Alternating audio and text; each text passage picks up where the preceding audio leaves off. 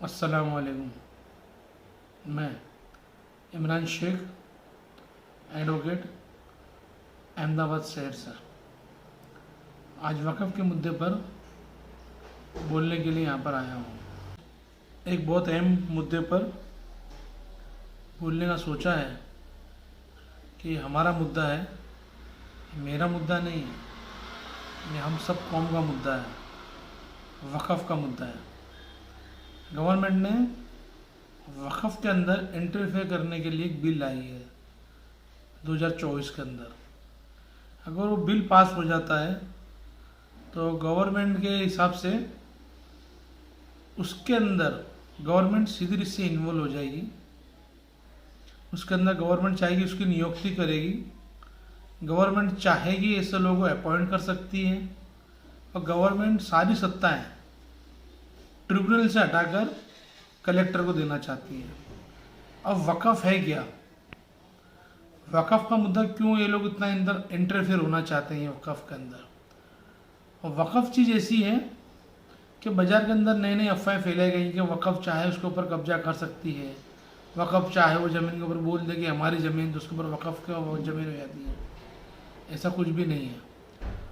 मुस्लिम वक़्फ़ जो है उसका जो मेन चीज़ है वो कैसा होता है कि मेरी ज़मीन जिस पर मैं लीगल रिश्ते मालिक हूँ, अगर वो जगह में अल्लाह के लिए, मस्जिद के लिए, दरगाह के लिए, कोई भी चीज़ के लिए मैं उससे राह लीला करता हूँ, यानी फ़ी सबीलिल्लाह, फ्री में मैं उसे दे देता हूँ, मस्जिद बनाने के लिए, कि दरगाह बनाने के लिए, कि इवन कोई भी चीज़ के लिए, जब मैं वक़्फ़ में रजिस्टर करा देता हूँ कि ये जगह मेरी अल्लाह के लिए।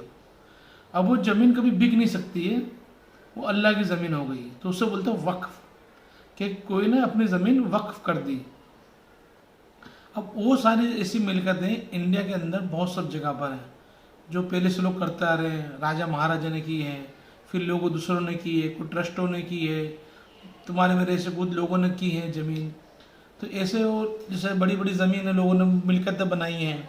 अब वो मिलकत के अंदर से लोगों ने कुछ जगह हिस्सा कब्रिस्तान के लिए दे दिया है, सब ने अलग अलग हिस्से की है। वो सारी मिलकतें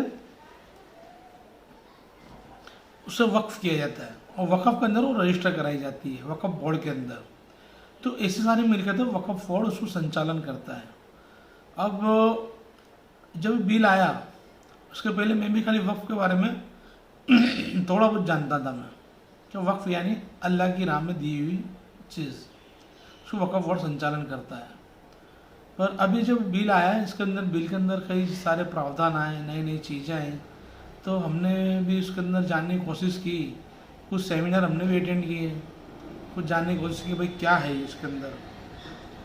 तो अब इसके अंदर कैसा हो गया है कि गवर्नमेंट इसके अंदर इन्वॉल्व कैसा होना चाहती है, अब मैं आपको बताता हूँ। वक़्फ़ के अंदर गवर्नमेंट ये कहती है कि जैसे अदर लॉज हैं, हिंदू के लॉज हैं, क्रिश्चियन के लोग हैं लॉज हैं, सिख के लॉज हैं, वो सबके प्राइवेट लॉज हैं। से हिंदूज प्रॉपर्टी के अंदर कोई मुस्लिम बंदे को अपॉइंट नहीं किया जा सकता, जो जिससे उनका ट्रस्ट है या जो उनका लॉ जो बोर्ड बनाया हुआ है। अब वक़्फ़ बोर्ड है, ये मुस्लिम की ज़मीनों का बोर्ड है। अब गवर्नमेंट कहती है कि इसके अंदर हम किसी को भी नियुक्त कर सकते हैं। जैसे मेरा मकान है, गवर्नमेंट का सीधा कहना है कि मकान आपका है, पर आपको मालिक ही हक नहीं है। अब आपके मकान के अंदर हम किसको नियुक्त करेंगे और वो ऑर्डर करेगा और वो संचालन कर सकता है।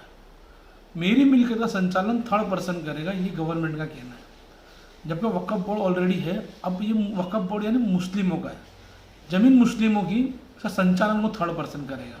अब उसके अंदर गवर्नमेंट ये कहती है कि मिनिमम 2 लेडीज़ अब अपॉइंट करेंगे। अब इसमें ऑलरेडी 2 लेडीज़ अपॉइंट का ऑप्शन है ही, पर वो 2 लेडीज़ मोर देन भी हो सकती है, यानी 2 लेडीज़ यानी मुस्लिम नहीं।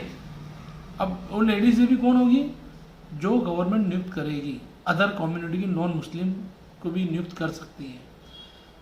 और दूसरा एक मुद्दा है कि भाई जो चार भी अभी जो पावर थे ट्रिब्यूनल के पास थे, वक़्फ़ बोर्ड ट्रिब्यूनल, उसमें केस चलता था कि भाई ज़मीन वक़्फ़ की है या नहीं है, ट्रिब्यूनल नक्की करती थी।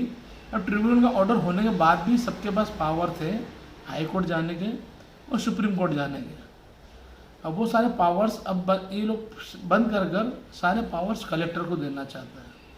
कलेक्टर तय करेगा कि वक़्फ़ की ज़मीन है या नहीं है।